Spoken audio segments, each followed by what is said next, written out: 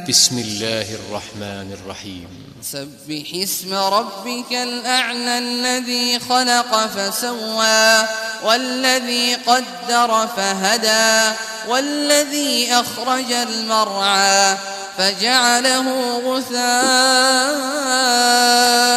أحوى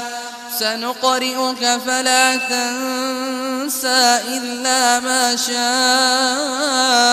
الله إنه يعلم الجهر وما يخفى ونيسرك لليسرى فذكر إن نفعت الذكرى سيذكر من يخشى ويتجنبها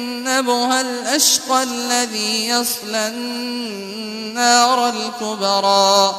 ثم لا يموت فيها ولا يحيا قد أفلح من تزكى وذكر اسم ربه فصلى بل تؤثرون الحياة الدنيا والآخرة خير وأبقى إن هذا لفي الصحف الأولى صحف إبراهيم وموسى